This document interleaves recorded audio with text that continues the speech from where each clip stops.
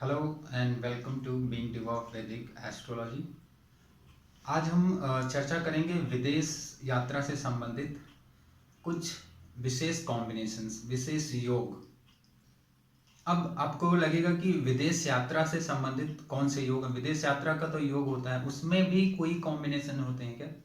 जी हाँ, उसमें भी कॉम्बिनेशंस होते हैं।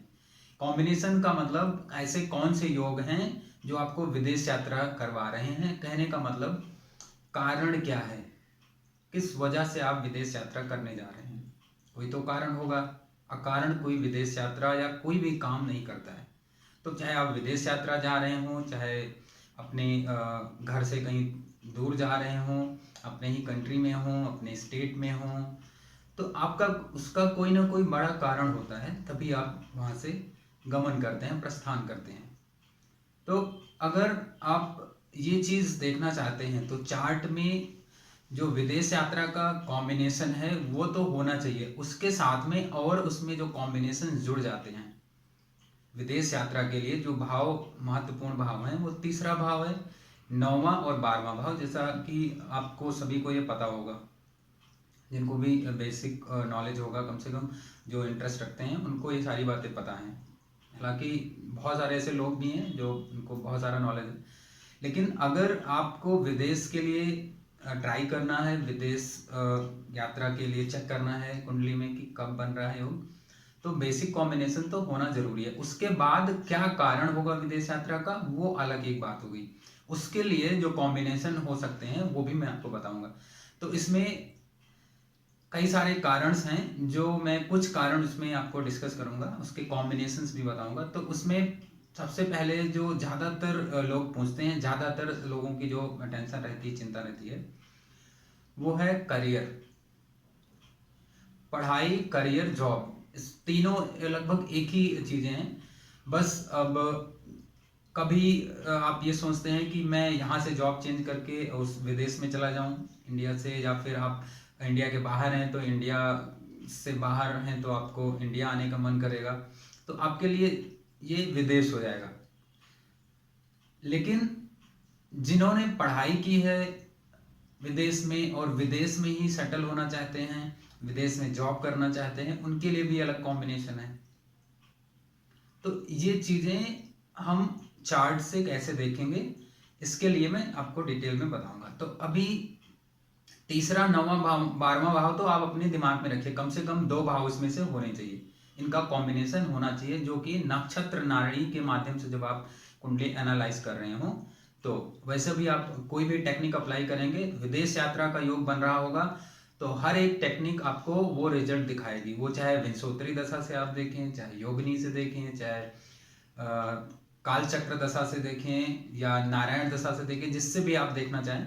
लेकिन यहाँ पे मैं केवल नक्षत्र नाड़ी के माध्यम से आपको समझाना चाहता हूँ, जो कि काफ़ी इजी होगा समझना, जिसमें नक्षत्रों का महत्वपूर्ण रोल है, उपनक्षत्रों का भी, और साथ में भावों का। तो इसमें जो कॉम्बिनेशन करियर का है, जॉब का है और पढ़ाई का है, उसके बारे में पहले चर्चा करते हैं। तो पहला जो सबसे इम्पोर्टेंट हाउस होता है पढ़ाई के लिए, प्राइमरी हाउस इसको कह लीजिए, बेसिक आपकी शिक्षा कह लीजिए, वो होता है 4th हाउस। उसके बाद 5th हाउस, 5th से 5th फिर 9वां भाव, फिर 9वें से आगे बढ़ेंगे तो लाभ भाव। लाभ भाव इसलिए कि पढ़ाई करने के बाद आपको लाभ होना चाहिए, मतलब आपने पढ़ाई की किस लिए, उसका लाभ क्या हुआ। तो पढ़ाई आप व्यर्थ में नहीं करते हैं, उसका कोई लाभ होना चाहिए, आपकी इच्छाएं पूरी होनी चाहिए। आप जॉब करने के लिए पढ़ाई कर रहे हैं, पहले जो भी कंडीशन थी वो अब कंडीशन, वो टर्म्स एंड कंडीशन नहीं रह गई हैं। पहले ज्ञान के लिए, नॉलेज के लिए, समाज में कैसे उठना बैठना है, बुजुर्गों के साथ कैसे रहना है, या समाज में कैसे डील करना है लोगों के साथ, उसके लिए लोग पढ़ते थे, समझते थे, दुनियादारी जानते थे। अभी केवल और केवल एक ध्येय रह गया है पढ़ाई का, वो है पैसा, जॉब, पैसा, कहीं से भी पैसा आना चाहिए, चाहे जॉब करके, चाहे बिजनेस करके, या कैसे भी। लोगों के दिमाग में केवल पैसा है, और हो भी क्यों ना, क्योंकि ये आर्थिक युग है, इसमें पैसे के बिना कुछ नहीं है। पैसा सब कुछ नहीं है, लेकिन बिना पैसे के भी कुछ है नहीं। तो आर्थिक युग में पढ़ाई का केवल एक ही टारगेट होता है कि हमको जॉब मिले, पैसे कमाएं, बिजनेस करें। तो इसमें इसलिए 11th हाउस का इन्वॉल्वमेंट बहुत जरूरी है। तो 4, 5, 9, 11 इन भावों का अगर कोई ग्रह आपको रिजल्ट दे रहा है जिसकी महादशा, अंतरदशा या प्रत्यंतरदशा चल रही है, अगर तीनों में ये आ गए तो 100% आप बाहर जाएंगे और करियर के पर्पज से जाएंगे, पढ़ाई के लिए जाएंगे और आपको सक्सेस मिलेगी। सक्सेस मिलने का ये मंत्र है। अगर आप पढ़ाई में, करियर में सफलता चाहते हैं तो 4th हाउस के लॉर्ड, 5th, 5 और 9th हाउस के लॉर्ड का इन्वॉल्वमेंट होना जरूरी है। 4, 5, 9 और 11 भाव। अब इसके बाद में अगर इसमें 10वां भाव भी शामिल हो जाता है तो आपका स्टेटस अच्छा रहेगा, ऊंचा रहेगा, मतलब आप पढ़ाई में बहुत अच्छा परफॉर्म करेंगे। तो आपका स्टेटस अच्छा रहने का मतलब आप अच्छा परफॉर्म करेंगे, परसेंटेज अच्छे आएंगे, टॉप करेंगे, स्टेटस बेहतर होता जाएगा। जितना ज्यादा स्ट्रांग होगा 10th हाउस उतना ज्यादा आपका स्टेटस हाई होता चला, क्योंकि 10th हाउस का स्टेटस दिखाता है, आपका कर्म है, आपकी कर्म भूमि है, आप जहाँ पे काम करते हैं, पढ़ते हैं, वो आपका एनवायरमेंट है। तो 10th हाउस भी हो तो बहुत अच्छी बात है, तो इससे स्टेटस आपका अच्छा होता जाएगा। अब अगर इसमें 2nd हाउस भी शामिल हो जाए तो आपको फेम भी मिलेगा। नेम, फेम के लिए 2nd हाउस और 10th हाउस का होना जरूरी है। 2nd हाउस अगर नहीं भी रहेगा तो भी आपको अच्छा परिणाम मिलेगा। लेकिन जितने इसमें शुभ भाव शामिल होते जाते हैं महादशा और अंतरदशा के स्वामियों में, जब देखिए ऐसा होता है कि जब कोई ग्रह एक हाउस में बैठा हुआ था, किसी सपोज करिए कि कोई एक प्लैनेट है वो आपका 11th हाउस में बैठा हुआ है, चंद्रमा ही ले लीजिए, चंद्रमा आपका 11th हाउस में बैठा, इसका मतलब ये कतई नहीं हुआ कि चंद्रमा केवल उसी भाव का रिजल्ट दे रहा है जिसमें वो बैठा हुआ है और जिस भाव को रूल कर रहा है, क्योंकि चंद्रमा की अकेली एक ही राशि है जो कि कर्क राशि। अब कर्क राशि जहां पे भी आएगी आपको लगेगा यहाँ का रिजल्ट देगा, फिर 11th हाउस का रिजल्ट देगा, लेकिन ऐसा नहीं होता है। वो किसी नक्षत्र में होता है, किसी के उप नक्षत्र में होता है, किसी राशि में होता है। तो नक्षत्र के भी पद होते हैं, उसमें भी कौन से नक्षत्र के कौन से चरण में बैठा हुआ है, ये सब डिपेंड करता है उस प्लैनेटरी कॉम्बिनेशन पे। तो उसके आधार पे ग्रह रिजल्ट देते हैं। वो एक भाव में बैठ के आपके 12 के 12 भावों को प्रभावित कर सकता है।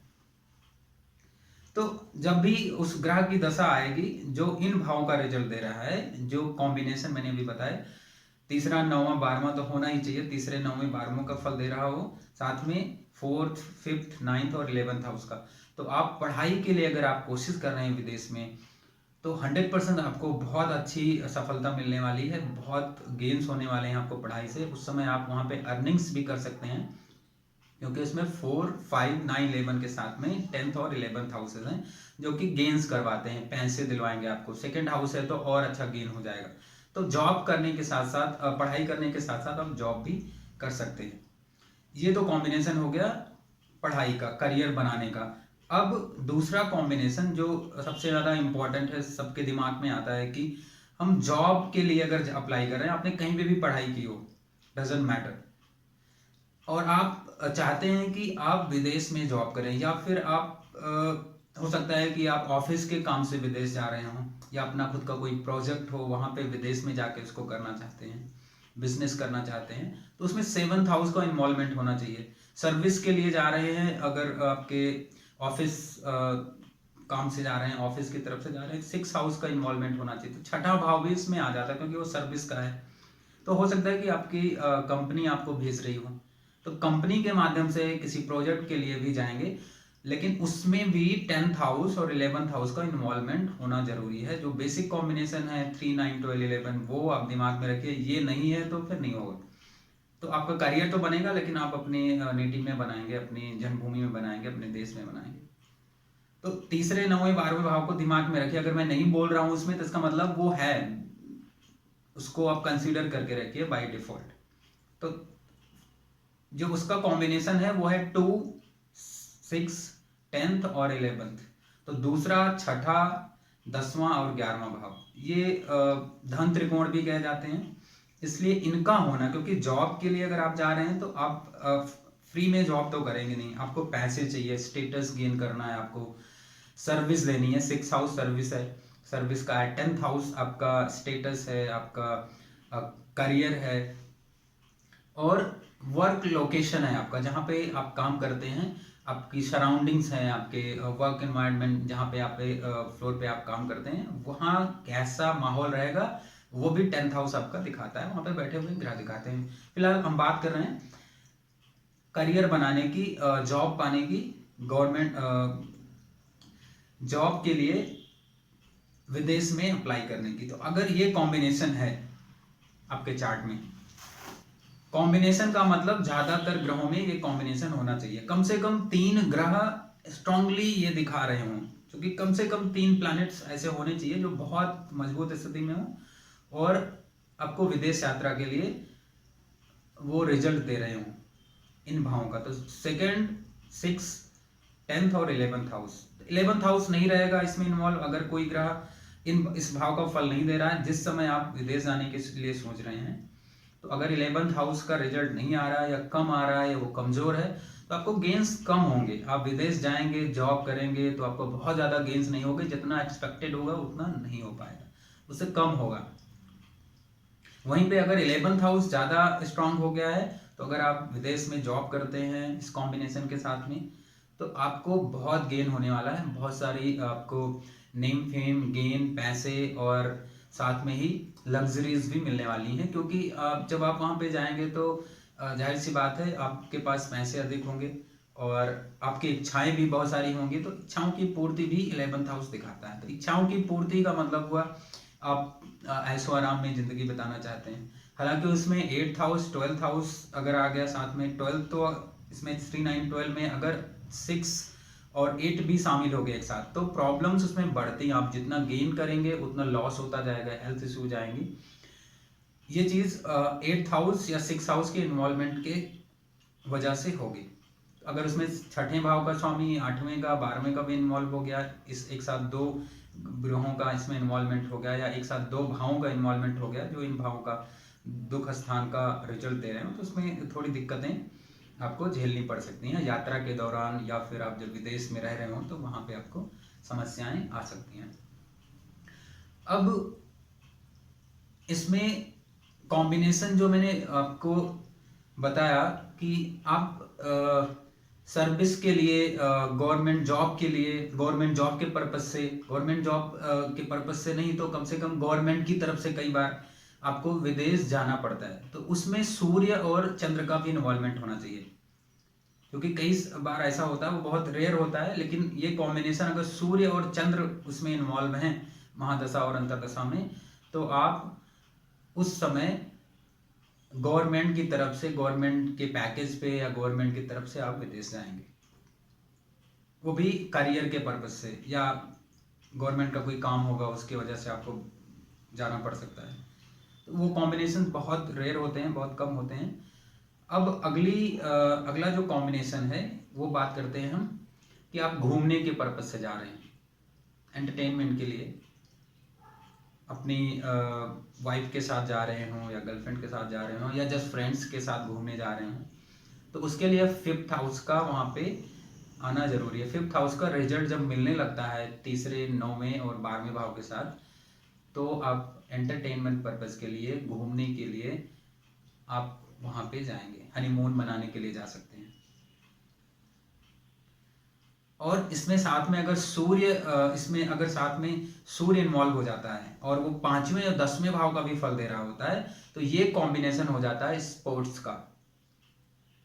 देखते होंगे आपने कितने सारे खिलाड़ियों को देखा है जो बाहर अक्सर जाते रहते हैं, खेलने के लिए जाते हैं, तो अक्सर विजिट करते रहते हैं, विदेश जाते हैं, अपना खेलते हैं, जीतते हारते हैं वो अलग बात है जो भी है, लेकिन वो वहाँ पे अक्सर विजिट करते रहते थे। उनके कुंडली में ये योग होता है कि सूर्य 5वें और 10वें भाव का रिजल्ट दे रहा होता है, और ज्यादातर ग्रह 5वें 10वें का रिजल्ट दे रहे होते हैं।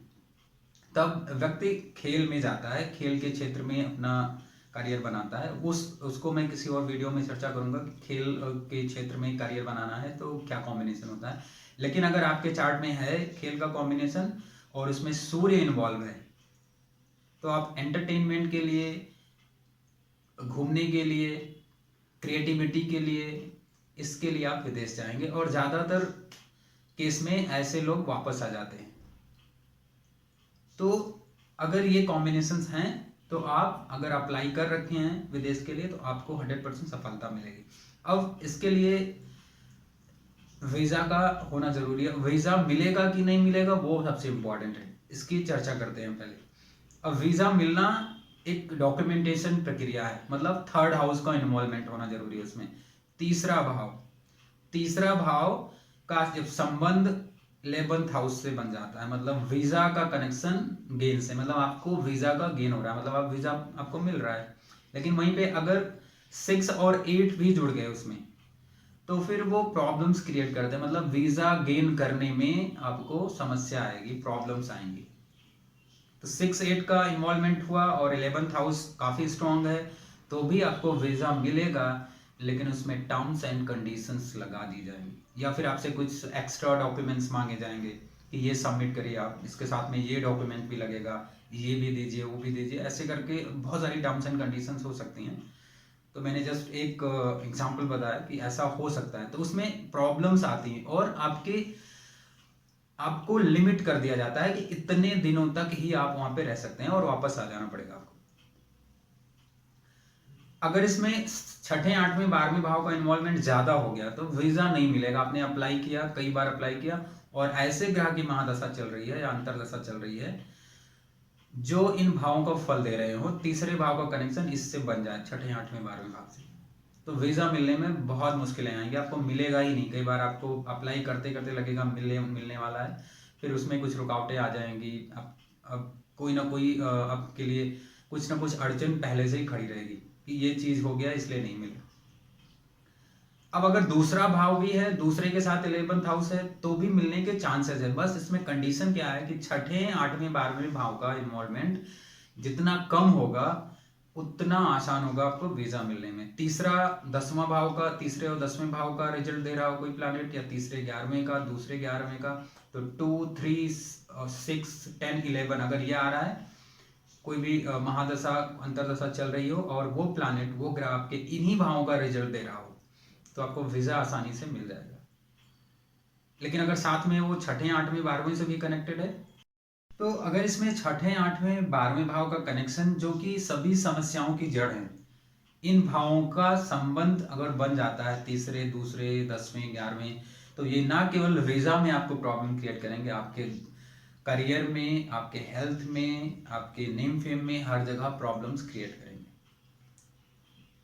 6ठे 8वें 12वें का एक्टिवेशन हो जाए तो आपको प्रॉब्लम्स देने लगते हैं।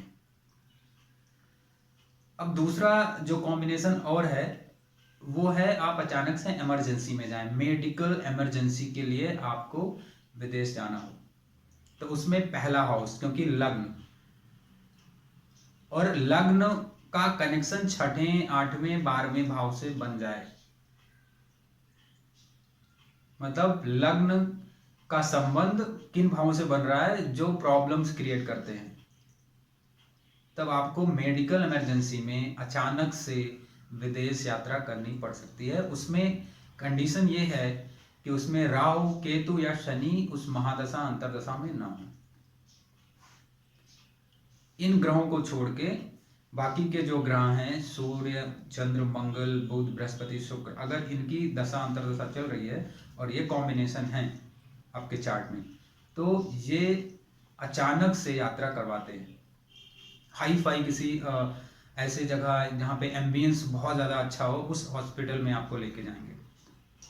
अब आपको रिकवरी होगी, गेन होगा कि नहीं होगा, वो आपका 5th हाउस, 9th हाउस और 11th हाउस, मैंने एक वीडियो में अपने बताया था जिसमें 5th, 9th और 11th हाउस को कैसे आप स्ट्रॉन्ग करें अपने खान पान से, अपनी आदतों से। तो 5th हाउस, 9th हाउस और 11th हाउस भी आ रहे हैं साथ में, तो आपको रिकवरी वहां पे हो जाएगी, धीरे धीरे आप रिकवर कर जाएंगे। लेकिन अगर 6, 8, 12 ज्यादा स्ट्रांग हुए तो रिकवरी बहुत स्लो होगी। 5th, 9th और 11th हाउस को स्ट्रांग करिए। तो ऐसे आप देख सकते हैं कि आपको विदेश किस कारण से जाना पड़ सकता है। अब देखिए, आपको अचानक से, आपने कभी सोचा नहीं होगा विदेश जाना हो, लेकिन अचानक से हो सकता है जाना पड़े। आपने सोच रखा है कि आप जॉब के लिए जाएंगे, लेकिन अचानक से आप इमरजेंसी के लिए जा रहे हैं, तो तो कई बार विदेश में जाके या यात्रा के दौरान आपको बहुत सारी प्रॉब्लम्स होती हैं यात्रा में।